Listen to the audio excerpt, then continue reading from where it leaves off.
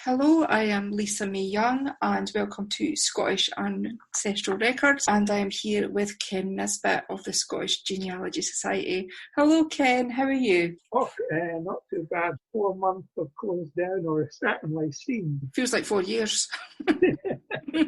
Well, not quite 4 years in the 4 years in the trenches from 1914 to 1918. I think they had it a lot worse, and obviously after the First World War with the pneumonia outbreak, which went on to 1921. Really, you could say the population of the UK and certainly globally went on for a lot longer, and obviously the repercussions of the war, which is, well, we're talking about First World War records tonight, went on a lot longer than one could say it landed up to 1946, and that World War came out very much out the First World War, or Germany's attitudes, or the attitudes of the German population to what happened, the Versailles Treaty. So, First World War records, Yeah, they're quite fascinating, aren't they, military records?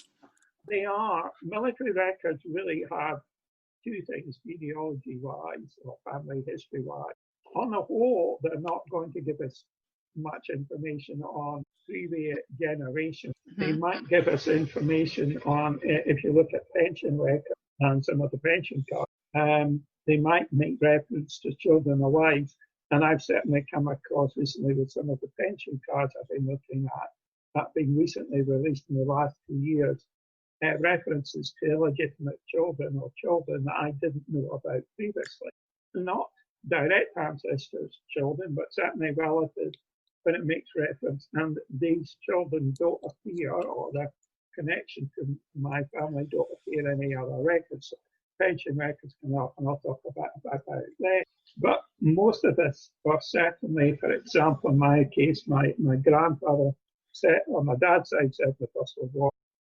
On my mother's side, my great-grandfather served in the First World War. My grandpa's brother was killed in the First World War. I've probably been conscious, certainly from an age even before I started family history 40 years ago, of relatives serving in the First World War. Both there's his name. Most of us are conscious, obviously, that a relative, as I say, served in the First World War. So how do you start, or where do you find the information?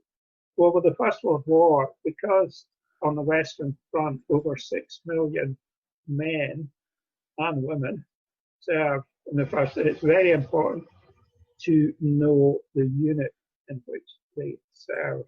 If you don't know the unit or the army number, merely saying that your relative John Brown served in the Black Watch in the First World War is not really going to get you very far. The reason for that, of course, is that in addition to the regular battalion, the First and Second Battalion in Black Watch, the 3rd Militia Battalion, Reserve Battalion, you then had all the territorial units and then the service battalions.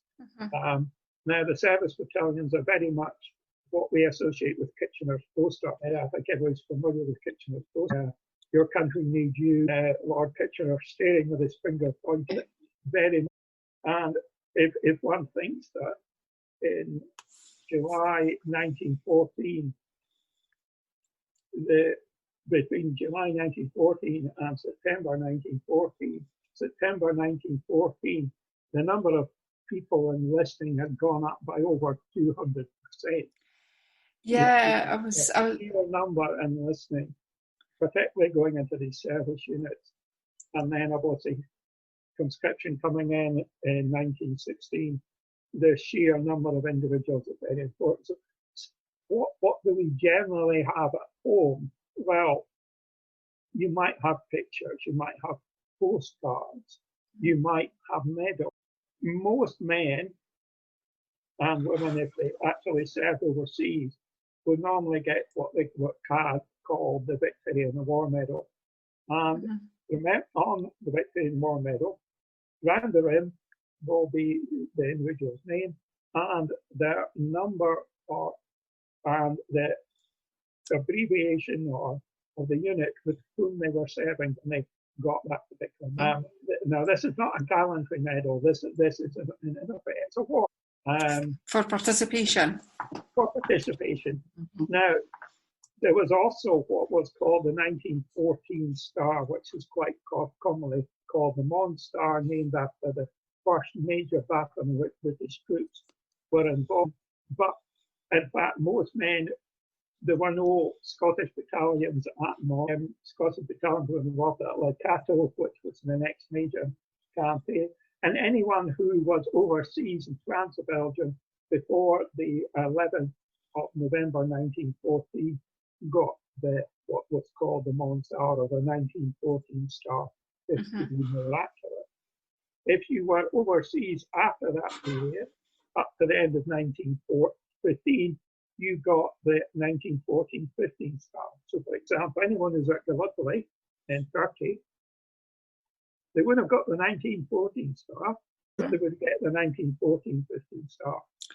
And you would get a lot of men from Fife, because, for example, the Fife and Forfar Yeomanry, which become associated with the Scottish Horse, represent Italian, dismounted yeomanry serve in Gallipoli from September 1915. They don't land on the first wave, but several of the Royal Scots battalions, the 4th, the 5th, the 7th, of course, being the least territorial, very much associated with the Gretna railway disaster.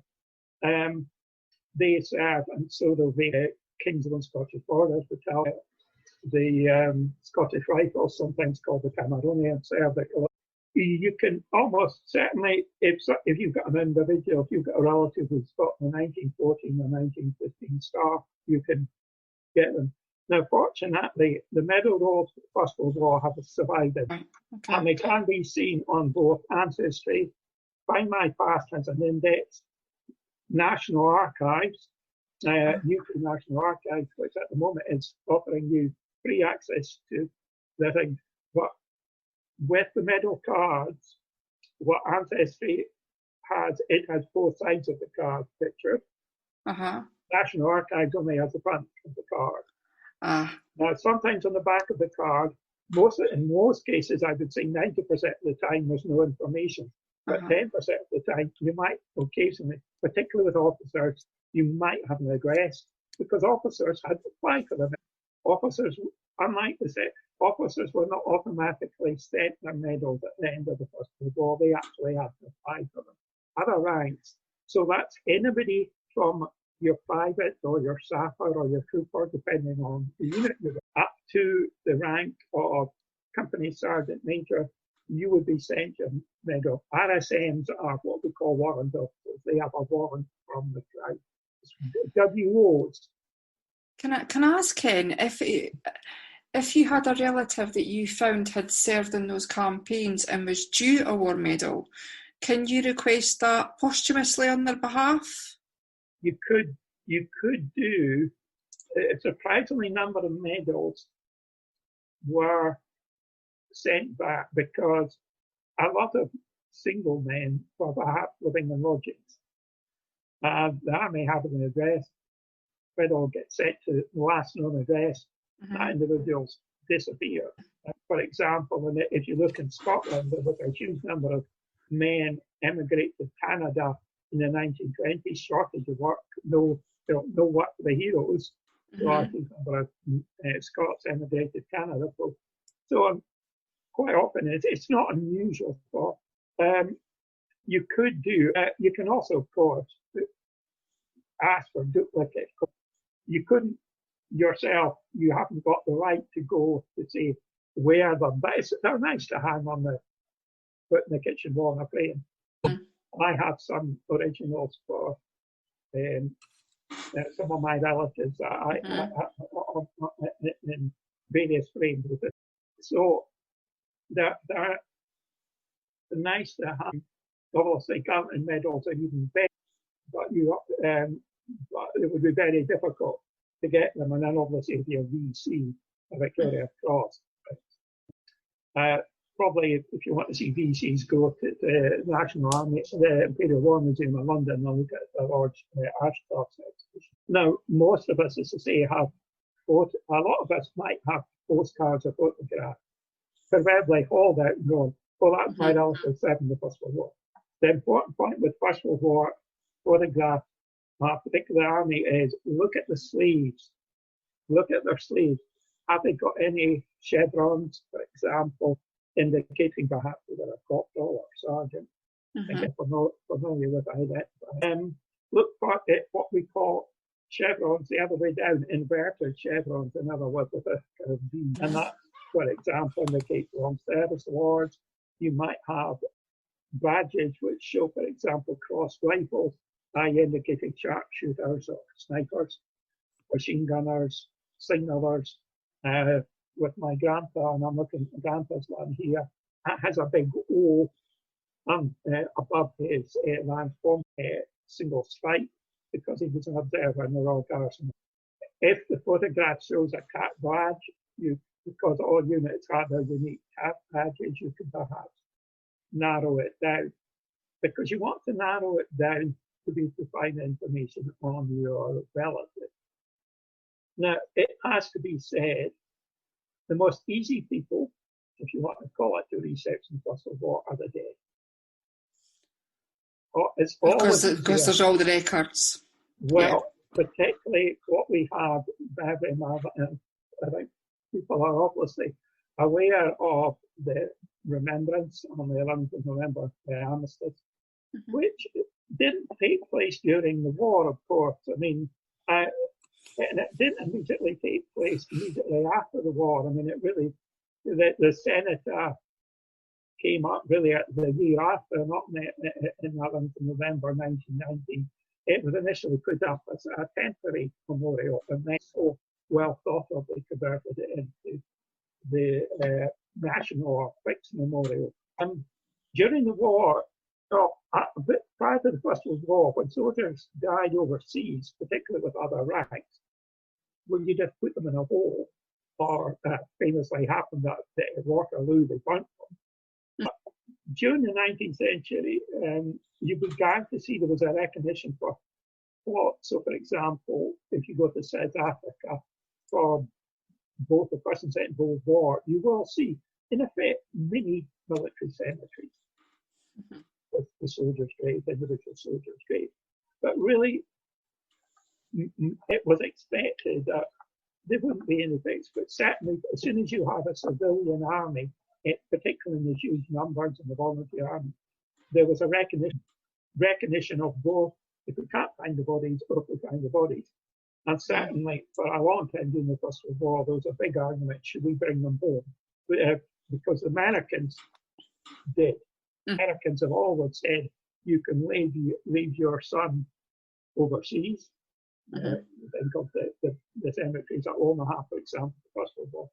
But during the First World War, Americans were allowed to bring their boys home. The British said, no, we're not allowing this, and we've got to have uniformity. So Faby set up what was known as the War Grave Registration Unit, and became the Imperial War Graves Commission. And then, of course, after the Second World War, the Commonwealth War Graves Commission. Am I right in saying, Ken, that there's an unknown soldier buried down in London in one of the cathedrals? Westminster Abbey. That of course is a fascinating story. In that they had six unidentified soldiers. They didn't know the rank, or they knew that they were British. And then they led a blindfolded officer, and then he picked one of them, and he's brought back. So nobody knows. The New Zealanders do know, in theory, who their unidentified soldier is. That would be the Australians, the Brits, the French don't. The French one, of course, is under art in Paris. But the British were the first to think of the trot. It was done by a clergyman of the Church of England. He came up with this idea, and the thing is, nobody knew. Is that symbolic? It's symbolic. There were cases in 1914 and to begin with in 1915. The odd officer whose body was brought back surreptitiously against the rules. There's certainly one case where they actually went into the graveyard and dug the body up. But the army very quickly put a stop to this. And the Commonwealth War Graves Commission website, which is www.cwgc.org,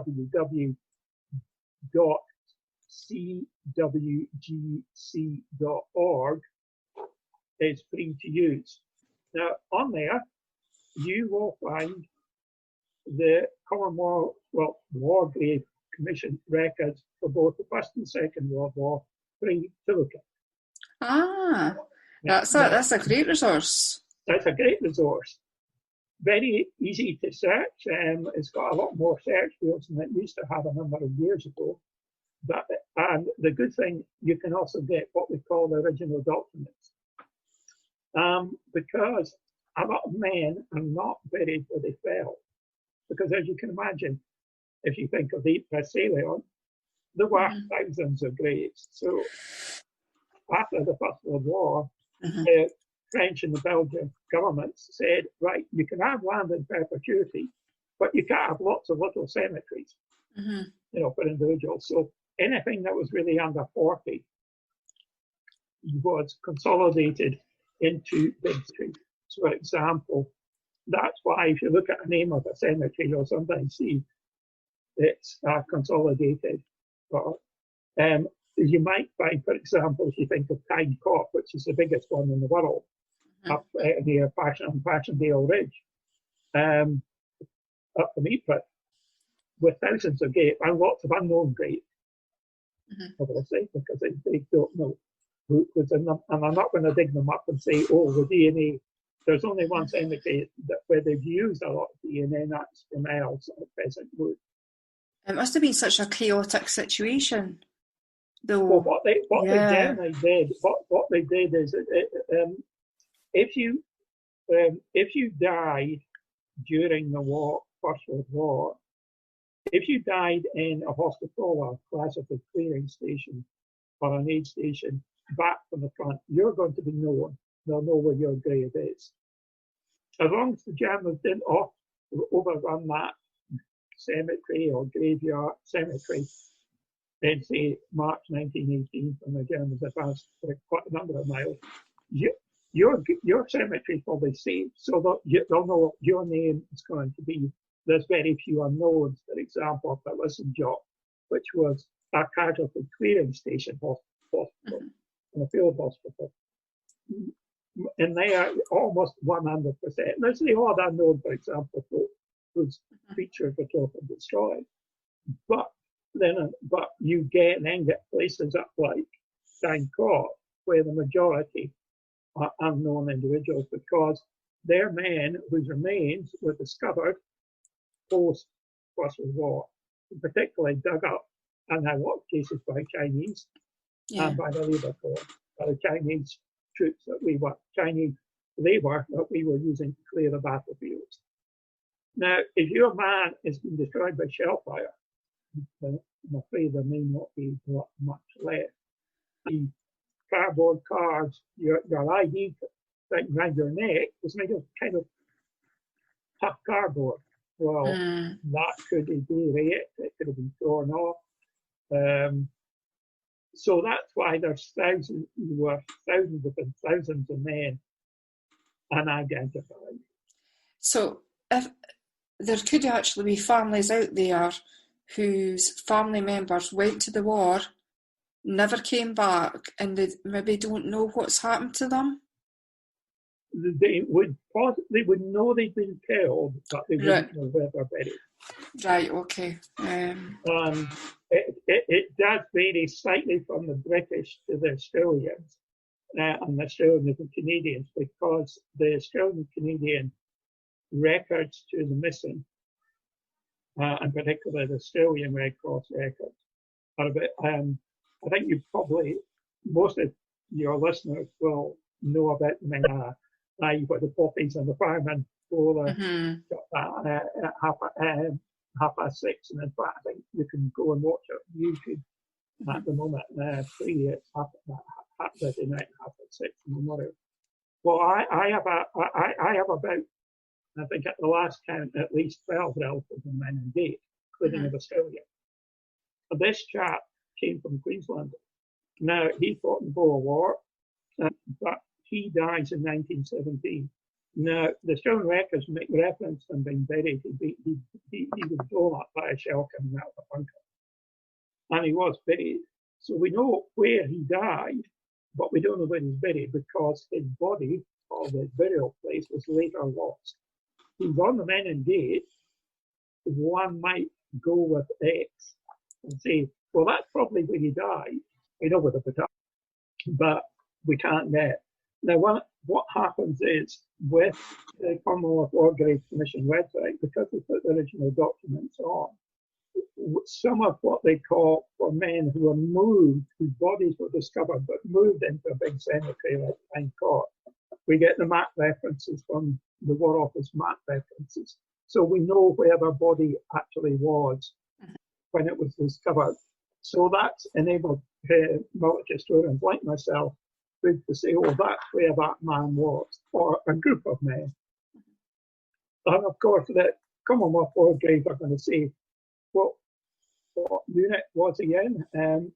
But sometimes they'll even say, well, how was the body identified, means of identification? It might be uniform, it might, with the ranks, it might say, oh, spoon, because he put his army number on his spoon or his fork. That would sometimes happen. And when they discover bodies nowadays, obviously they try and use DNA. There's usually at least somewhere between 10 and 20 bodies per year still being discovered in France or Belgium. Really? Sometimes in bigger numbers.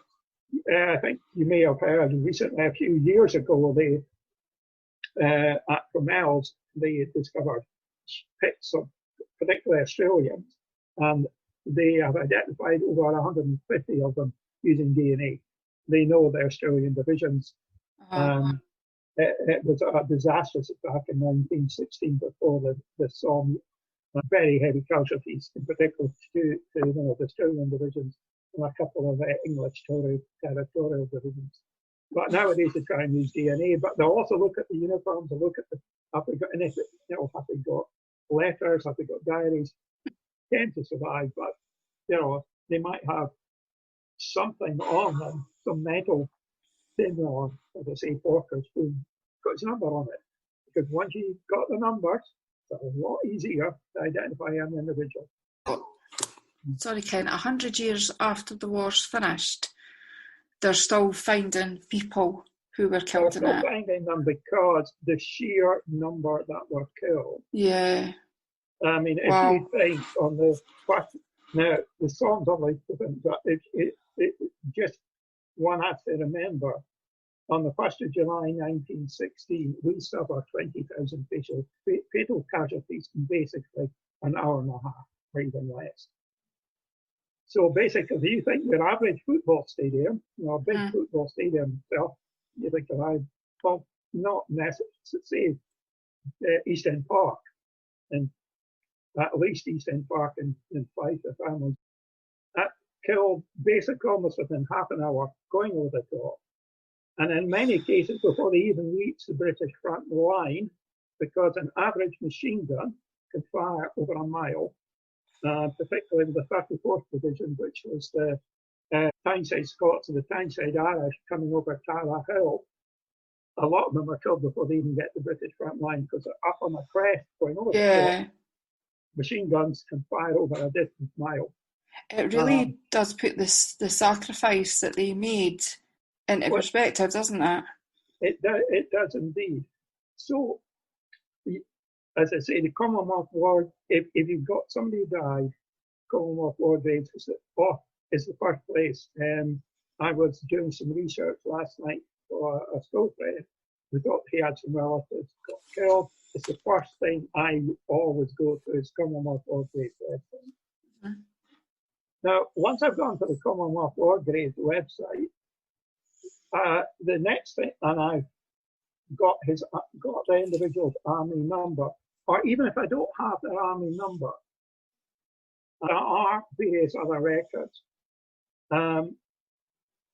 So I'm excited going to deal with those who died first. Mm-hmm. Now, on Ancestry, there is what they call soldiers' effects. And that's because every man who's in the First World War got a gratuity, got payment. And if they die, the gratuity goes to their next of kin. It might be their widow, it might be their father, it might be their mother. And so that's on Ancestry. It gives you the army number, their date of death. If they died, for example, on this one, this is a chap from Fife. This is George Christie, 11th Battalion, who comes from Kirkcaldy, and he dies. It's known where he's buried, and we'll come back to him. But so his gratuity goes to his widow. But they are very useful. They're on Ancestry. They're not useful. But the other thing, men happen is if they didn't get killed, of course they could look. Now, local newspapers again can be very useful for First World War, particularly those who were killed or wounded in 1914 and 1915 before the Battle of Loos. Battle of Loos is September 1915. Take place in September 1915 and involved actually a huge number of territorial units, or the territorials who've gone over really from late 1914 up to about the middle of 1915, when the territorial units start going to France. After the Loos, numbers start going up, so you tend to get less reporting on individuals. But you will still get local newspapers. So all the 5 local newspapers, if you look at them, there'll be 4 reports about men from Fife or Kirkcaldy, and always look at all the local newspapers, because one might have slightly more than the other, and get photographs of individuals. And it might make reference to the fact that one son's been killed or wounded, but there's another 2 or 3 serving overseas with the such and such unit, the battalion, but the same unit. So enabling. So local newspapers, which you know are on the Find My Past, in particular British newspaper website, or you might get them in local libraries. At the moment, obviously, Find My Past is very much the one I would recommend using, because Find My Past also has what's called the MH106, which is medical health record. Now, not all the hospital records have, and some of them have been digitized on their own Find My Past. Now, the good thing is they'll tell you where they were treated, and they'll tell you why they were being treated. Because we don't just have men because they've been wounded. You have men who got, if they're in Salonika, which is nowadays Macedonia, guaranteed to get malaria. Almost guaranteed to get, because it was particularly prevalent there. And in fact, more men are casualties due to malaria in the Macedonian campaign or Salonika. I have numerous relatives who were in Macedonia who got, including my great-grandmother's sister, who was a nurse. She gets malaria. So they've gone over there to help people when they're getting very sick. When you think of the First World War, don't just think of your men getting gunshot wounds or GSW. If you see that in the record, GSW, it stands for gunshot wound. But they don't mean something with a shotgun. It basically could be a rifle bullet. It could also be SW, shrapnel wounds or shell wounds. I mean, in fact, the number of individuals killed by bayonets is very, very, very, very small. Very, very small. Because you've got to get very close to, the biggest killer by far is artillery. You haven't got much chance if you are by shrapnel, because shrapnel is hot and it's going at a very advanced speed. It's a breakbone, it's a crashing flesh. It will kill you. Even a relatively small bit if it hits you in the wrong place. So a lot of majority of individuals are killed by it. And that's the case even on the Somme. Now, wounded and ended up in Erskine Hospital, like we've all in Scotland. If you go onto www.erskine.org.uk patient records 1916 to 1936. You will get all the patient records for Erskine Hospital free. Wow. Transcribed by the Glasgow and West of Scotland FHS in conjunction with the hospital. It's very useful. And as I say, it goes up to 1936. And again, we'll get a lot of individuals who are in there, not necessarily because they were limbless. You get men in there because of had hernias, because they were men. So again, it's very useful. A lot of, particularly during the commemoration years, a lot of family history societies and a lot of individuals did a lot of research on a lot of the local war memorials. So always have a look. Was there a book published on your local war memorial? If you have a relative, you might find that your relative's name and some details of their service appears in that. I can see that if you have anybody from Morayshire or Nairnshire, you've got no problem. The chief constable sent his constables out around the households in 1921. It's about an inch and a thick. You can get it a digital copy online from Morayshire. I have a hard copy at which I'm looking at down in the corner there in my collection, because I collect any war memorial.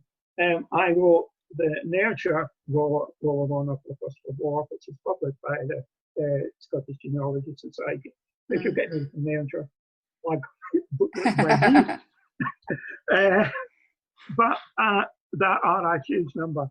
And for example, there's some work being done on for Coddy, men who got killed in the First World War. So always have a look for these records.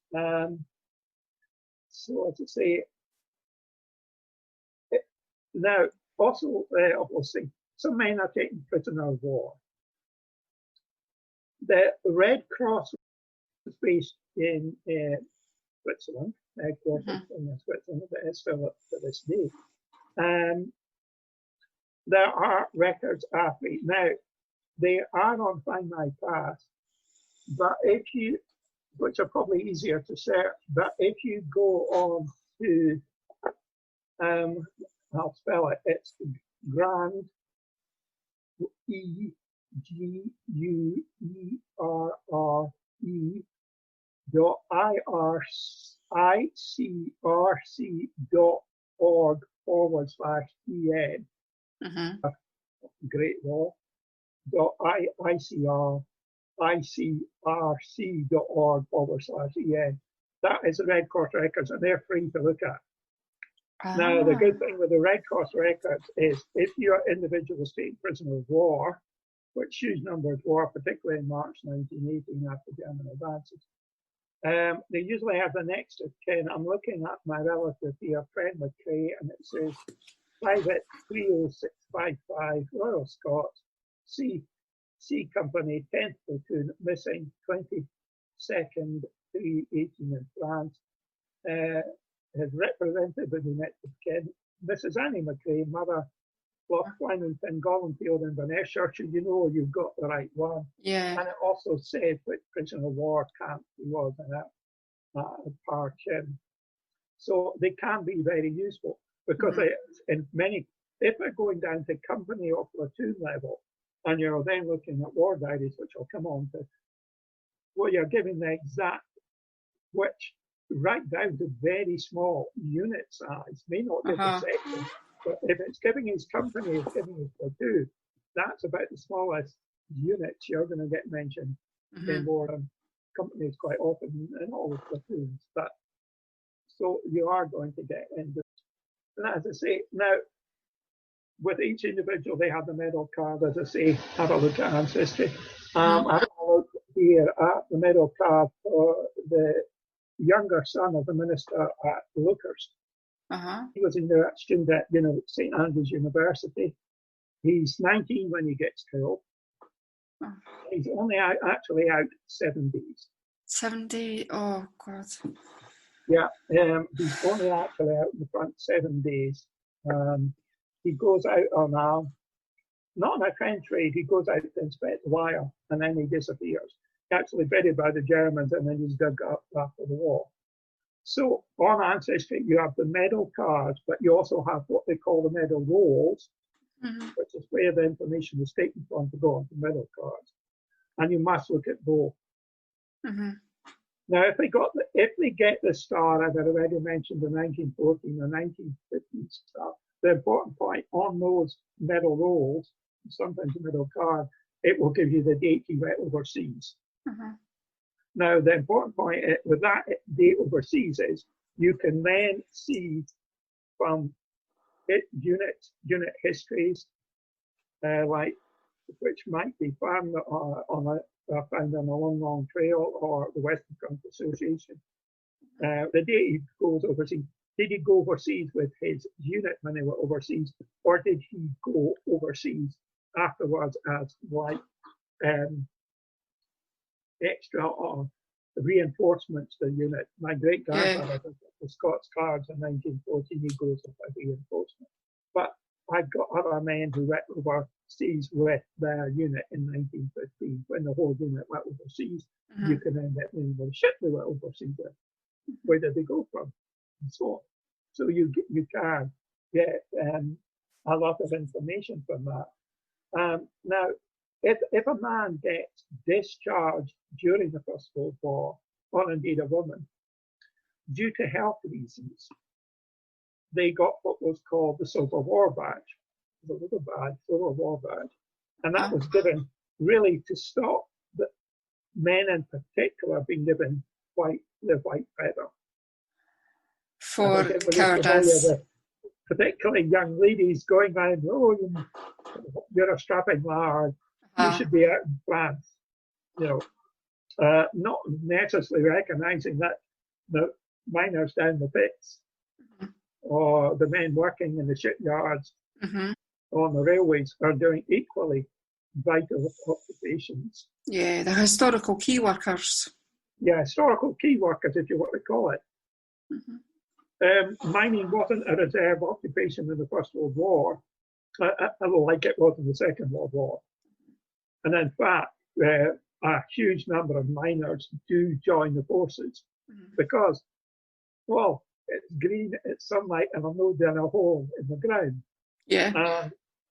Prior to the First World War, there was a bit of a recession going on, so not all the pits are working full time. So a lot of men actually join because the army's going to pay them. It may not be great pay, but it's guaranteed pay. And it also, if you're married, your wife's going to get some kind of allowance. Yeah, and you're going to get fed. And you're going to get fed. So not all the men join it necessarily for patriotic reasons, but sometimes economic reasons. But if they get the Civil War badge, you'll get the date, why they left, and then what it gives is gives the King's regulation reasons. So there are various King's regulations to do with army law, and it will, by looking at the paragraph numbers, I'm looking at page here, it says sickness, wounded. So wounded, you know about it. If they're released early, they might well get a pension. The pensions could be temporary or permanent. The Western Front Association, which is in effect, if you think of in Scotland, SAS, or in England, the Federation of Family History Societies. So, the Western Front Association is the equivalent for geeks on the First World War. Me. I'm the branch chairman for the South of Scotland. Western Front in Scotland. And the Western Front Association did a deal with Ancestry to digitise what were known as the pension cards. And the series of cards kept by the Ministry of Pensions to do with men either getting permanent or temporary pensions. Now, they've just been digitised over the last couple of years. You can get them through Ancestry and Ancestry's little brother, which is you've almost have an additional subscription. or you can join the WFA, and they will let you get access through the WFA membership. It's terribly expensive per year, on to look at them. And they can be very useful because the pension cards that are on the WFA web that are you quite often have an address on them. Grandmother's brother, who I knew had served in the First World War with the Highland Light Infantry. I knew he'd been wounded, but I didn't know his army number. I didn't know which battalion of the HLI he was in. But by going through all the Edward Hutchison's in my pension cards, I found them, and I recognised because it had his address on it. And I knew it was the family address. So I was able then to do with looking at that he'd got a Civil War badge. Once I had his number, I was able to establish when he was wounded. I knew it was a gunshot wound to his stomach. He was invalided out early. I could then look at the unit war diary and get a picture, which I hadn't had previously. So you can build up pictures. They're useful. Now, there are a certain amount of pension records at National Records of Scotland. They have about 40 boxes of pension records, which are organised chronologically at the moment. They're not indexed, but they did get money from the Wellcome Trust to index them. So hopefully in the next couple of years, we'll have these indexed, and they might give us more information, particularly on, obviously, on Scottish, because not all men got that permanent pensions. They've perhaps got temporary pensions. And the people who tend to get permanent pensions are those who perhaps have lost limbs or been blinded. If you get GAP, you might get a pension, and then the army says, "Oh, we're giving you a pension for a year. We're not going to give you a pension." Children of deceased soldiers get a pension or money from the army up to the age of 16. You might find reference to children on them, and that, for example, as you at the start I talked about illegitimate children. So I've certainly got two cases here where it makes reference to children, which I didn't know about previously, and they would have got money. It makes reference to the lady who's looking after these children. I was thinking these would be on what they call the dependent pensions card. Obviously, the other kind of records that we really want to know are service papers. Well, service records, unfortunately, in May 1940, a German bomb fell on the War Office storage depot in London and destroyed at least 70% of the records. Oh, wow. Yeah. Now, what survived are what is known as the burnt series. And there are also a duplicate set of records kept by the Ministry of Pensions, and then there was the unburnt records. But they only apply to men who got, or in some cases, they actually create the records and keep them for men who were removed from the army for either dysentery or ill health.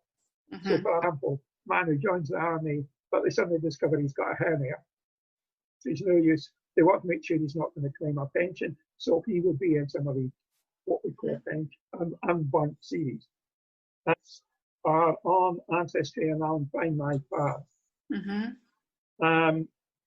They're always Find My Past, and it's worth having a look at both because sometimes they're easier to read than they are on the other.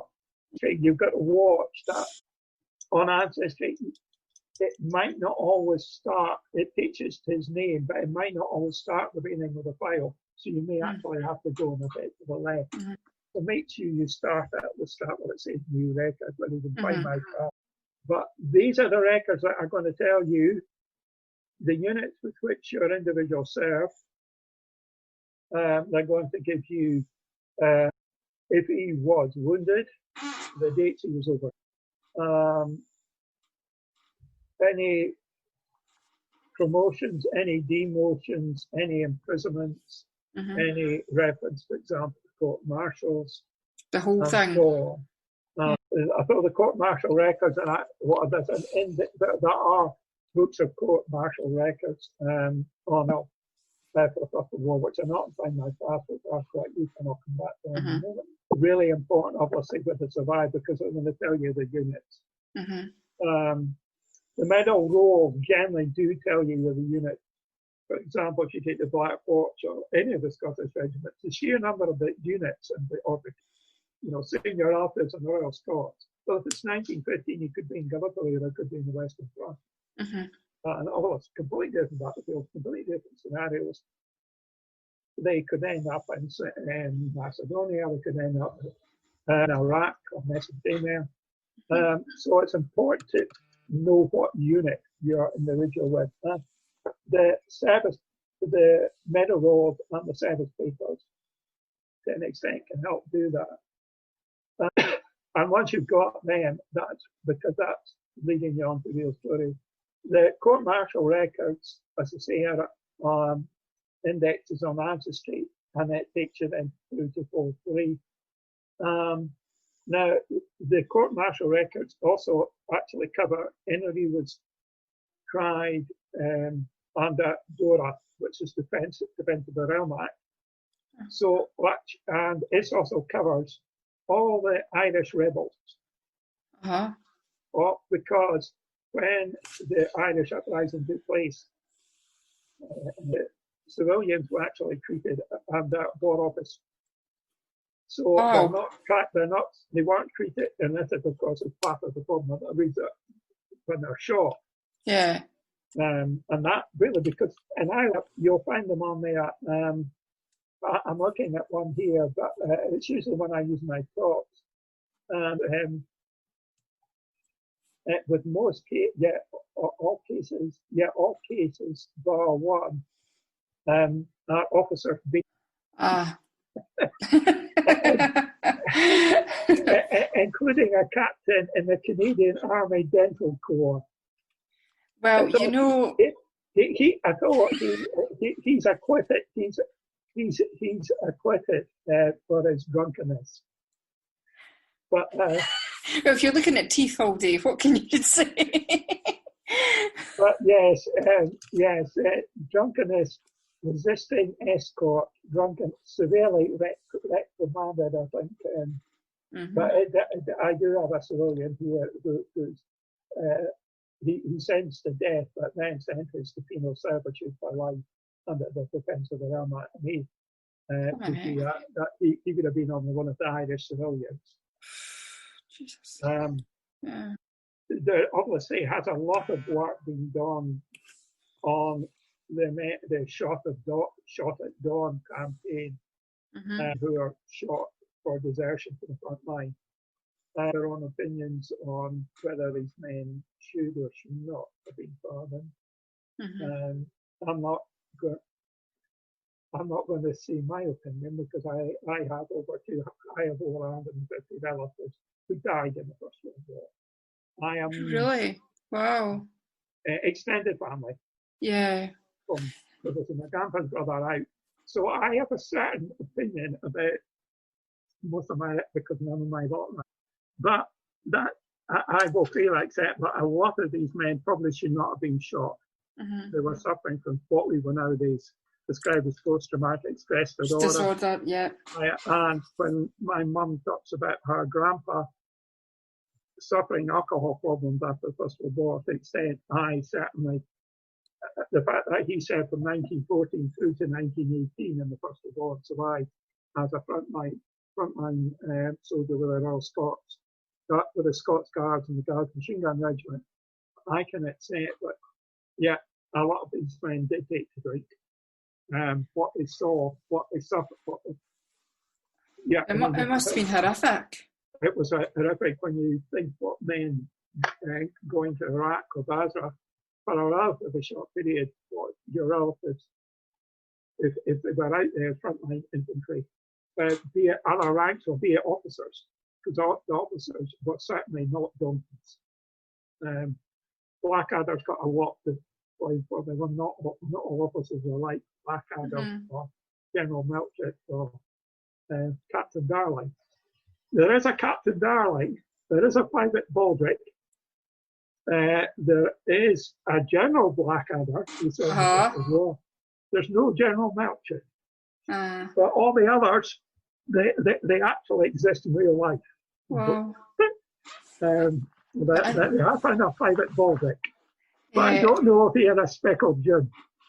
I mean, going slightly off topic for a moment, I remember that final episode of Blackadder and how it really captured that going over the top. Yeah, you know, it was it brought a lot of humanity to a very historic situation.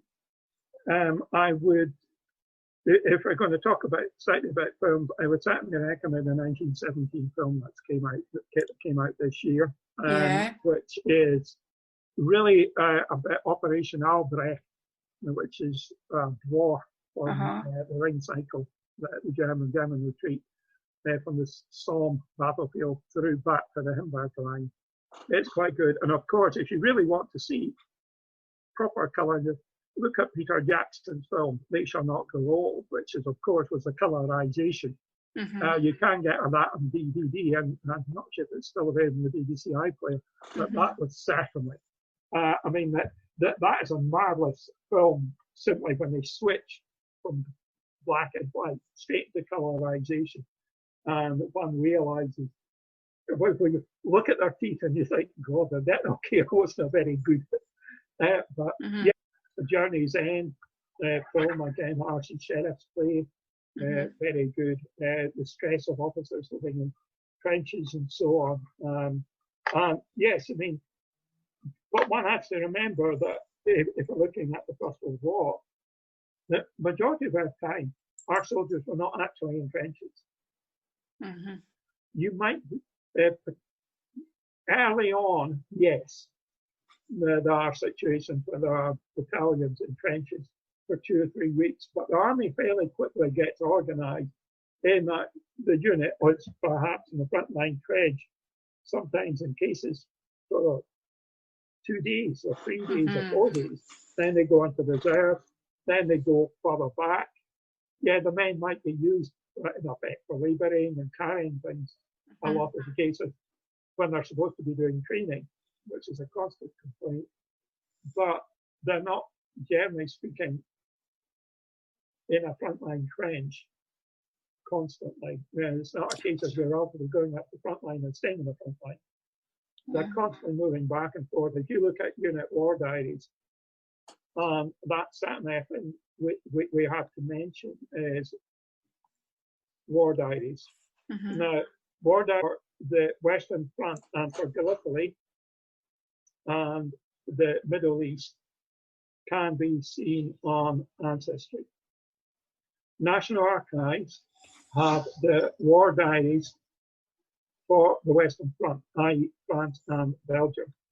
Now, while we're on this lockdown at the moment, if you go onto the National Archives website, that's the UK National Archives, and register under the Discovery, you can download the unit war diaries for the First World War free. They normally cost £3.50.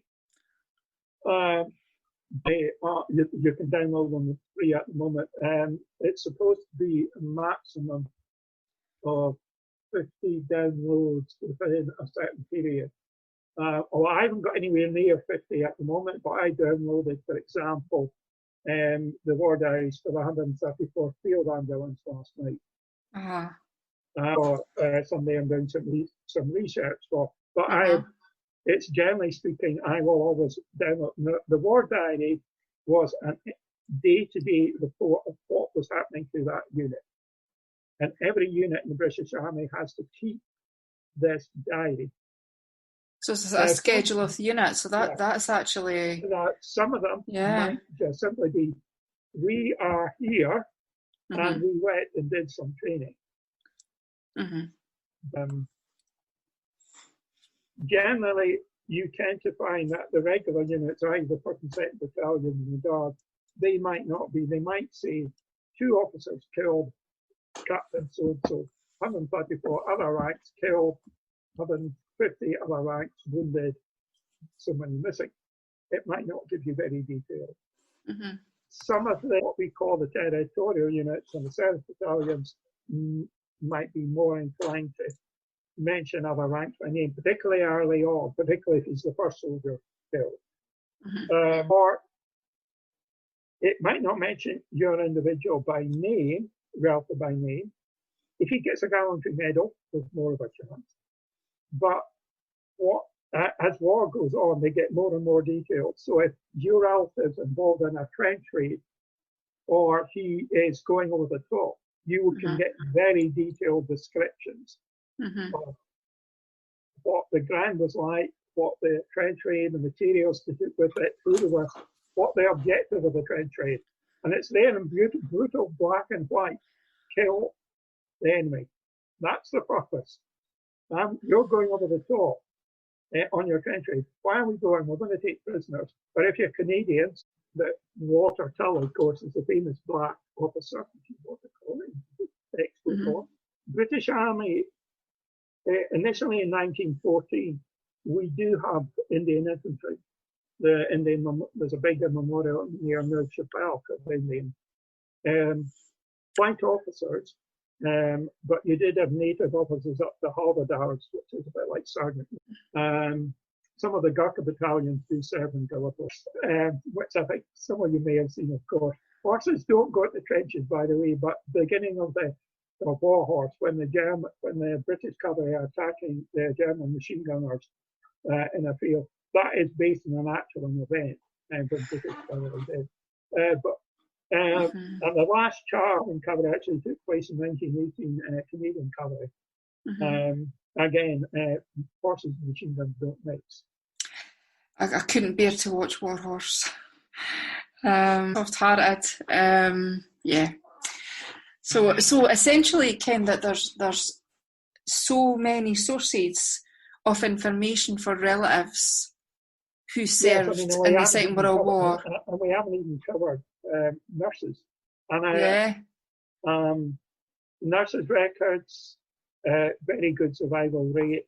And again, there can be downloaded to National Archives. Just to give you some idea, my great-grandmother's sister was a nurse. Her nurses' records are 143 pages. Wow. And I tell you, including the fact she lost her badge and it fell off when she was on the ship. And also losing her baggage. And the railway company going, it's not us. Don't blame us. So in many ways, I always say, people, nothing's changed. Just like no, absolutely hasn't. Yeah, I have a copy of the letter from London and Brighton Central Railway Company saying, not our fault. We don't know where our bag is. Some things don't change. So things haven't changed. If you want maps, have a look at the National Library of Scotland website. It's got the trench maps online for you to look at. So NLS, it's got trench maps because obviously that shows you the ground. You will find there is a lot, as you say, there is innumerable websites. There's lots of material. Anybody can either get hold of us. The SGS is not open at the moment, and we are trying to figure out how we can, under social conditions, things possibly reopen, but you can email it in with inquiries and so on. If not, they probably going to end up with me. Well, as I say, there's the WFA South of Scotland branch, which is applying online. As I said, I would encourage that being branch chairman. But, you know, there's a lot of stuff out there. It's a fascinating topic. Yeah, so full of humanity as well. It's, yeah. I mean, if you look at newspaper reports,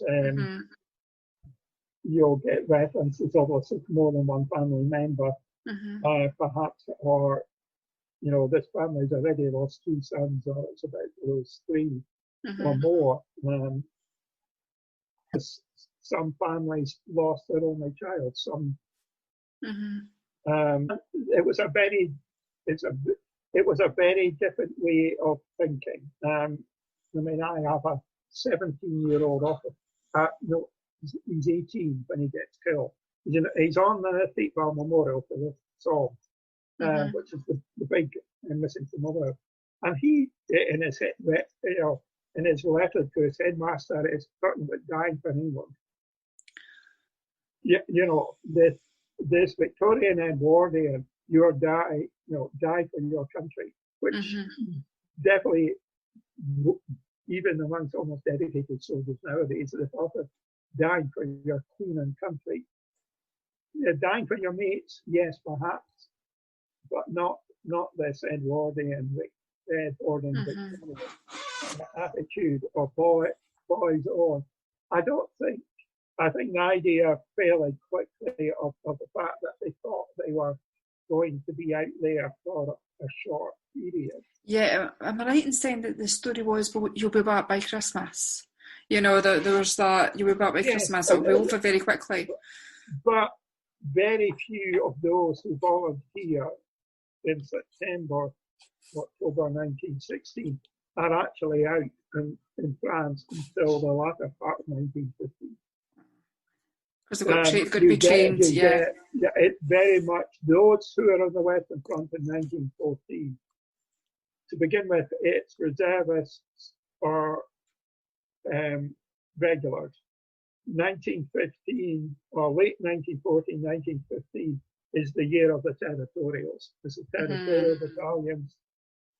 So 4th, 5th, 6th, 7th Black Watch, and so on, whatever else. And Cameron Highlanders only have one territorial unit. The 4th is the year of the volunteers, and the beginning of what we call the service battalions, and then of course we have conscription. Some of your listeners might say, well, what about tribunals? What about conscription? The many tribunal records surviving for Scotland, they do survive for the Lothians. Newspapers do tend to make reference to tribunals via the local tribunals. In other words, saying, and the actual number of men who are conscientious objectors is relatively small. Most cases, employers saying, I've got a bakery, but I've only got an old man, 20 women and a dog. Don't you dare take that man. Yeah. The army saying, tough. Your business is going to, it's a bit like the government saying, we don't care, we're going to take the barman, and then if your business closes down, that's not our problem. Yeah. So there are all, I mean, this podcast could probably go on for at least an hour. Yeah, we could be here for another 4 hours, but then we could be here for another 4 hours with every single topic, Kent. So, yeah, a couple of geeks in the room, but that's fine. So that's military records then? Yeah, military records for the First World War. First World War. And then I think we can certainly look at perhaps the 19th century or earlier centuries. And other ones, possibly school records, and also wills and so on.